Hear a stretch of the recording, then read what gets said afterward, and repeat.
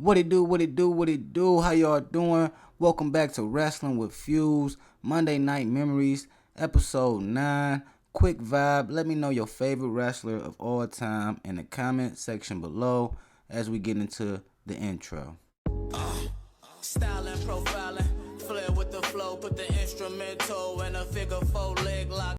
Alright, let's get straight into it. Episode 9, Monday Night Memories, reliving Monday Night Raw. First thing I noticed, no Vince McMahon, no Macho Man Randy Savage in sight. Instead, we got Bobby Heenan, he back on the scene, Gorilla Monsoon, and Rob Bartlett, who they call not Vince McMahon. They named him not Vince McMahon for this episode.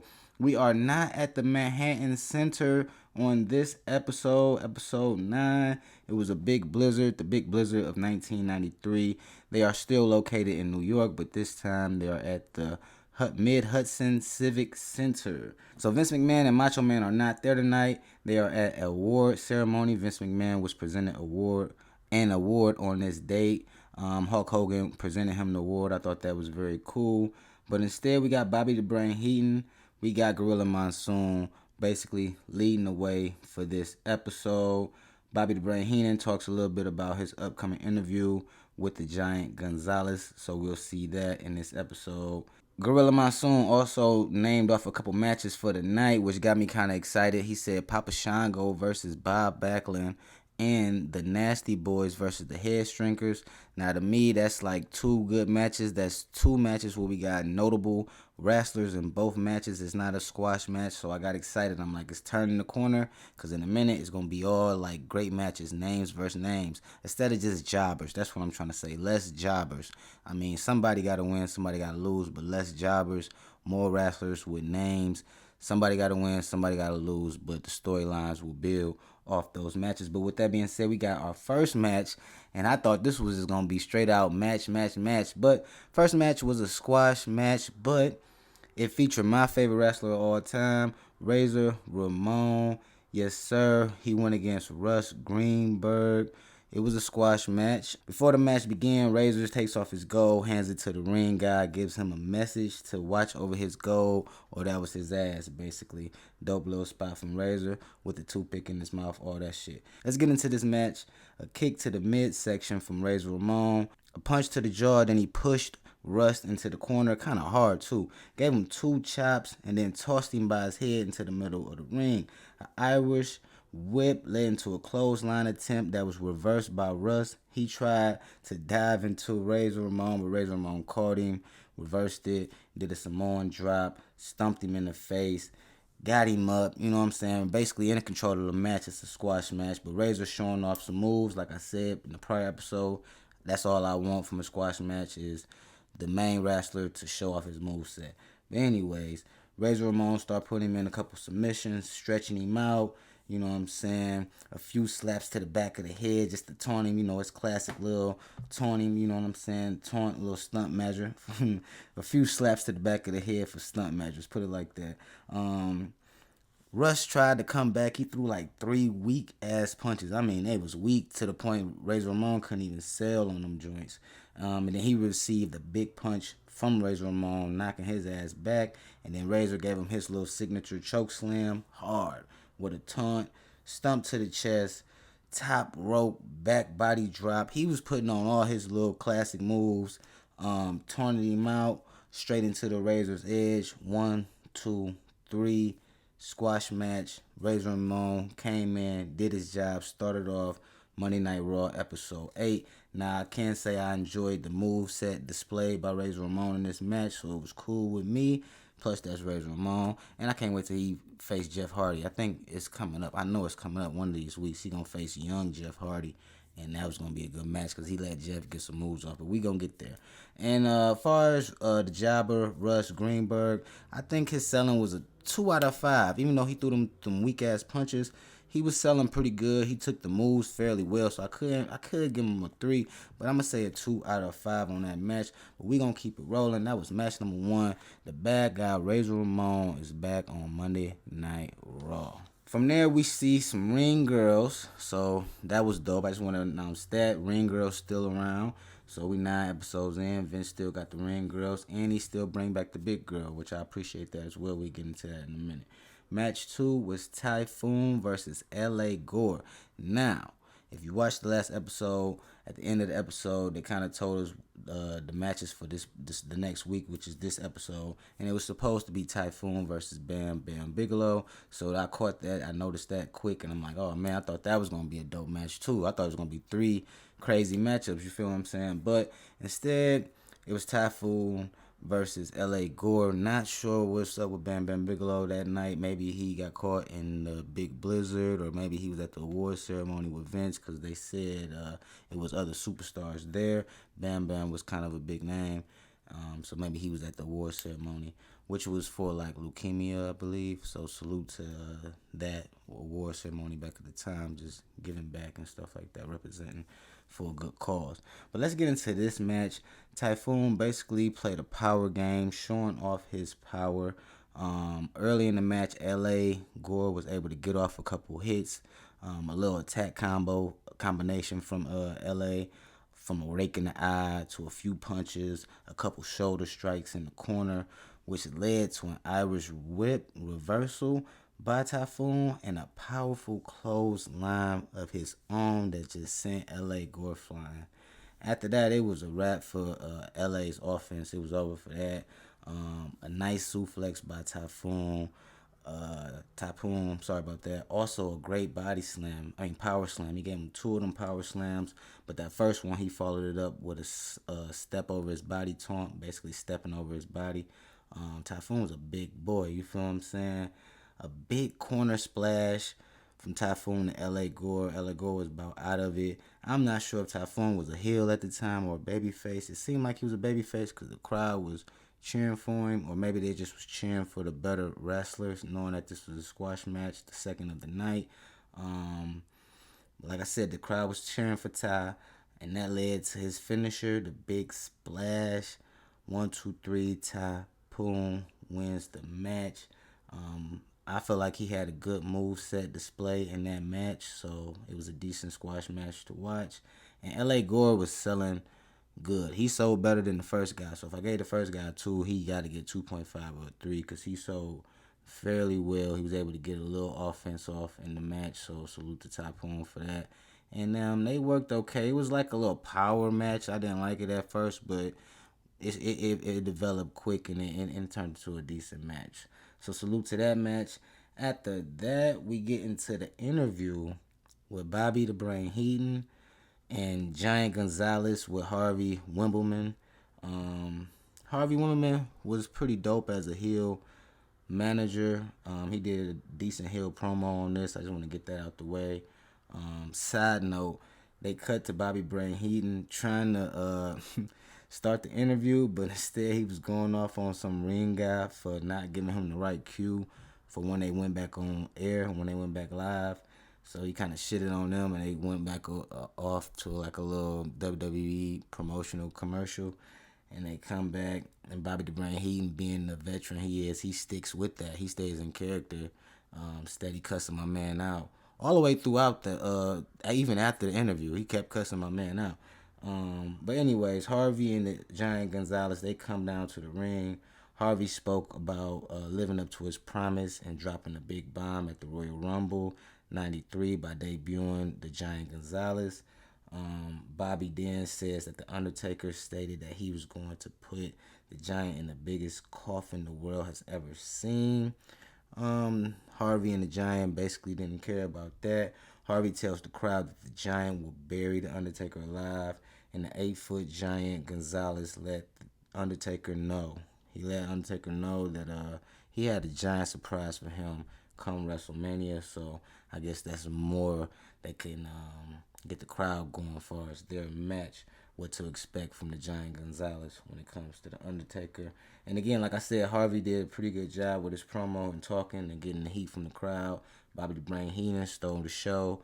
They live right now because Bobby the Brain Heenan and Gorilla Monsoon basically carrying the show when it comes to commentary, because Rob Bartlett, he acting like Mr. McMahon, but he ain't saying too much. He trying to be funny in a sense, but it really ain't play over too well. Only time he really talked was when he was like promoting the Raw where they was at or something like that. But it was a cool interview for Bobby the Brain Heenan. And let's keep it going. They went into a short WrestleMania promotion video. I noticed that Vince is promoting that tag team matchup with Hulk Hogan and the Mega Maniacs versus Money Inc., Ted DiBiase, and IRS for the tag team titles. A little bit more than the Bret Hart and Yokozuna WWF Championship match. Now, I remember what happens at WrestleMania, so I kind of understand it. Not saying that they didn't promote the Bret Hart and Yokozuna match, but when you watching it, you can kind of tell that he putting his money on Hulk Hogan as that big star still, which he probably was. He was, even though Bret Hart was carrying the company for that time. Hulk came back and it was like step aside kind of, and you kind of seeing that even with the promotion.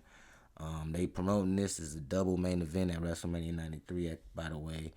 But that's just something that I noticed. But I could be wrong, you know what I'm saying? Because they promote the Bret Hart and Yokozuna shit as well, but I think he leaning more towards more on the Money Inc. and Mega Maniac side. Maybe the storyline is a little better. It's a little better for him. It's a little bit more there. But let's get into match number 3, and this was the first match. I don't know if I can say it's the first match. I can't really say it's the first match because we saw Money Inc. versus Virgil and El Matador, and both of them had names. But I'm going to say like this is one of the first matchups where we got a name versus name, two notable wrestlers battling it out, and that's Papa Shango versus Bob Backlund. I noticed that Bob came out with no music, ran down to the ring, rocking his USA jacket. I thought that was dope, get some support from the crowd. Bob started off the match using his speed and agility to avoid Papa Shango and get him frustrated. I thought that was dope, so they was gonna play off of that. Papa Shango being the bigger wrestler than Bob Backlund, but Bob Backlund being the true champ, he carried that belt for about 5 years or something like that. But at this point, he was like 43 years old. He still was in there showing wrestling skills. But back to the match, both had good matches the episode prior. If you watch the last episode, they both were in action. They both came out with a W, so they both had momentum. So that's why it was kind of interesting to see them go one-on-one because somebody had to lose. During the match, you can just notice that not much is being said from Rob Bartlett as the "This is not Vince McMahon" character, and that it could have like disrupted the episode, but it really didn't. Bobby the Brain and Gorilla Monsoon, they were vets, and they did enough to keep the episode going. But Papa Shango finally got to use his strength at an advantage for a minute, but Bob Backlund hit him with a nice reversal into a submission. Bob Backlund then showed off his wrestling skills for quite some time. A nice backbreaker slowed Bob Backlund down for a minute, though. Papa Shango gained control of the match. For a second, a reverse chin lock from Papa Shango kept him in control of the match, you know what I'm saying? But Bob Backlund hit him with a nice reversal again. Papa Shango was able to hurry up and get control of the match again, though. So he hurried up and put another move on and got control of the match. Continued to wear down Bob Backlund. Papa Shango was doing his thing. He was changing up his strategy as the match went. You know what I'm saying? The crowd was cheering for Bob Backlund to come back, and he tried to come back, but it didn't work. It didn't happen. It looked like Papa Shango was ready to get the win, but then Bob Backlund hit him with another reversal into a small package. It really wasn't even a reversal. I guess it was a reversal, but he hit him with a small package out of nowhere. 1, 2, 3, Bob Backlund wins. Papa Shango was pissed. I like the ending of the match. They hit him with that got you by surprise type angle, you know what I'm saying? Hurry up and got up out of there. Papa Shango was trying to get at him while he hurry up and rolled out the ring. One of those angles, like, I'm going to see you again. Like, you might have got this one, but you got me on some slip-up shit. So I like the angle they played on both sides, the big guy versus small guy angle for Bob. And then it was a way for Papa Shango to lose but not take a big hit on his character. That was big in wrestling for a long period of time. Probably not now. It is still a little bit now because if you losing a lot, you just like, you know what I'm saying? They know you ain't gonna be going for the title too much soon. But I love those mid-card wrestlers, and now currently even those beginning card wrestlers. It'd be some great wrestling matches to start off the Raw and the SmackDowns, you know what I'm saying? And all the way through. So you gotta love that. In the AEWs, you know what I mean? From there we get a WrestleMania update with the main man Mean Gene Okerlund. He talk about the double main events. He talk about news from the prior weekend. I guess they had an event, and Yokozuna basically showed his dominance and basically shitted on Bret Hart, letting him know this was to come for him. So he basically squashed out some jobber and continued to whip his ass after the match. Money Incorporated had another message for the Mega Maniacs. They talked they shit for a minute. It's always dope to see them. Undertaker and Paul Bearer had a message for Giant Gonzalez and Harvey Wippleman, letting them know we ain't hard to find and you gonna see come WrestleMania 93 what it is. And then Mean Gene also alley-ooped the Mr. Perfect versus Lex Luger match. So he talked about 4 matchups from that night. He didn't say nothing about the HBK and Tatanka match. I think they should have built that match up a little bit more. Maybe gave him a spotlight. But that's why Shawn Michaels became Mr. WrestleMania, I believe, because he was still in the show. As long as he was on the card, he was still in the show. So it's going to be kind of sweet to pay attention to that Shawn Michaels and Tatanka match come WrestleMania and see if they can get close to having match of the night. From there, we go into the main event match for the Nasty Boys, Brian Knobbs and Jerry Sags versus the Headshrinkers, Samu and Fatu, which is Rikishi for y'all that know Rikishi, the father of the Usos and Solo. But let's get into it. The Nasty Boys come out doing their thing. I used to love the Nasty Boys too, man. They was dope. Former WWE champions at this time. They did say that. But they come out and they show the big green girl some love. They both hug and, you know, kiss her on the cheek or whatnot. I thought that was dope. Now the match start off hot. Samu quickly jumped things off and rushed and attacked Brian Knobbs of the Nasty Boys. An Irish whip into the corner, followed by a clothesline from Samu. Another Irish whip into the corner, but this time Brian Knobbs bolted right out of the corner and gave Samu a big clothesline of his own, and that was nice. Took control of the match, which led into a couple more. Another clothesline from Knobbs. I think it was one or two. I think it was one. So it led into one clothesline, another clothesline from Knobbs. A tag to his partner Sags, and they basically did their thing for a minute. That led to a tag team move from the Nasty Boys, a double backdrop sending Samu flying. Sorry about that, y'all. Now while the ref was trying to get Knobbs out the ring, because they just did the tag team move, he was trying to get Knobbs out the ring. That gave Fatu the perfect time to interrupt the match and help his partner. So he got in the ring, helped out his partner, start whipping up on Sags. A great heel tactic, if you ask me.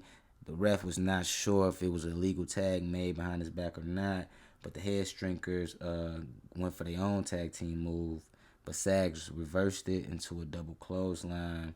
The Nasty Boys maintained control of that match. Now Sags went for the pin, but he pinned Fatu, and Fatu wasn't a legal man at that time. But at that time, the ref, since he pinned Fatu, the ref grabbed Samu and basically made him exit the ring. And while he was exiting the ring, Jerry tagged in Knobbs, and they performed another tag team move. They was doing tag team moves like a motherfucker. I liked this match because both of them was showing their tag team skills, showing their tactics. The storyline was played out pretty well. Like, not pretty well, it was played out well. And while I'm here, I should mention that they stated that these two were going to face each other at the upcoming Sunday event, Human Sacrifice. I don't know if it was a pay-per-view or just an event, but they had a matchup coming up Sunday, which leads into the ending of this match when we get there. But like I said, they was performing another tag team move, this time on Fatu. Knobbs quickly tagged Jerry right back in the ring, so they wasn't staying in the ring too long. They was tagging each other right back in the ring, keeping Fatu or Samu in their corner right back in the ring. Now Fatu was in trouble at this point in the match, but he showed signs of a comeback, but quickly received a hip toss after Jerry Sags reversed Fatu's attempted hip toss, if you feel what I'm saying. Jerry tagged Brian back in the match, and they did a mini tag move, just one of them, hold his arm out, and I'm going to jump off the second rope and give him an elbow to the arm joints. I just call them mini tag moves. But Brian tagged Jerry, back in the match. Like I said, they was just tagging each other back in the match, and they continue to wear down 5-2. Irish whip from 5-2 to Sags, and a back elbow attempt reversed by Sags, but it led into a cheap shot by Samu, and on the outside, the ref almost saw it, but it was cool. I don't think he saw it. He kind of saw it, but he hurried up and looked the other way. But that cheap shot led into a nice side kick from Fatu to Sags, and it went on commercial break. Now, when they came back from commercial break, the Headshrinkers was doing a double team move, and Fatu was in control of the match, wearing down Sags. Ended up throwing Sags out of the ring. Samu gave Sag a body slam and a headbutt while outside of the ring. Little heel tactics, little heel joint. Samu now was the legal man of the ring some kind of way. He went for a flying head dive, and he got reversed by Sags. Hot tagged the Knobs. He ready to come in. Knob go crazy for a little second. Try to double headbutt to the Strinkers, not knowing that these guys headbutt each other like all the time. So that shit had no effect on them. Instead, they gave him a double headbutt, and they tried to go for a tag team move again. They tag team moves really won't work, and they got like 1 out of 3 off or something like that. I don't know, but they sent him to the rope. Irish ripped to the rope, tried to go for a tag team move. He reversed it, double DDT to both of them. Fatu rolled out of the ring, and Knobs went right after him, which then Sag enters the ring and starts to beat on Samu. Match is getting out of control at this point. They start fighting up the ramp. They had like a little concession area right there by the entrance of the ramp, and they fought over there with cheers, used the food, all type of shit, buckets. Match was no contest. Both of them got counted out, leading to that Sunday event at Human Sacrifice where they had finished the rivalry. So I thought that storyline was played out great. To end Monday Night Raw, as far as the wrestling portion, it was played out great. Led into another match was happened that Sunday, whatever, not. And I think that was dope. That was the end of that match. From there, it went into a video package about WWE's commitment to donating to those in need, and that was a dope little video package that they showed. After that, we got what was to come for the next week. They will be back at the Manhattan Center in New York next week for episode 10. Money Incorporated gonna be in the building. Kamala versus Doink gonna go down, or supposed to go down. Tatanka versus the Repo Man supposed to go down, and the Bushwhackers supposed to be on the scene as well. With that being said, that was episode 9. Now, I think episode 9 was good, even though the boss wasn't there, and it could have been it could have been nasty without the boss being there, because we're used to having the boss right there at ringside. It was different for WWF. Just imagine you wrestling right in front of your boss. You feel what I'm saying? So you got to put on, bro. You definitely got to put on, be aware of all the shit, the behind the scene tactics and shit that they got to know how to manage the clock, and you know what I'm saying, know where the camera's at, and different shit that probably advanced and evolved over time. But you got to do all that with the pressure of Vince McMahon being right there. That's why Shawn Michaels and people like Razor Ramon had that confidence and had that relationship with Vince McMahon. It was easy for him, but that's neither here nor there. Match of the night for me, if I'm being biased, I'm going to say Razor Ramon, even though it was a squash match, so it's a 2. It's going to be the main event. I really liked the main event. The Nasty Boys and the Headshrinkers put on. It was a good event. Good match, even though it ended no contest. But I'm also put Razor Ramon, because that's my guy, R.I.P. Razor Ramon. He put on a hell of a moveset. But this whole Raw event was pretty dope. I ain't really got no downsides from it. Nothing bad to say about it. The highlight of this joint would be the 2 good matches. Like I said, less squash matches, less jobbers, more names versus names. I know that's coming. So to see them two matches, and then the squash matches that we did see were pretty fucking good. I ended on that. More great matches, more names. The match of the night, the main event, tag team main event, and my boy Razor Ramon versus, who did he go against again? I think Greenberge. Yeah, my man Greenberge. With that being said, this is Wrestling with Fuze, Monday Night Memories, episode 9, where we relive Monday Night Raw. Appreciate y'all for vibing with me as always. Y'all already know that. Drop a like, because that's going to help this video get to more wrestling fans so they can see it and support it. I appreciate y'all if y'all coming and watching these videos, man. Check out the community tab. I'm always putting out polls and all that good stuff on the community tab.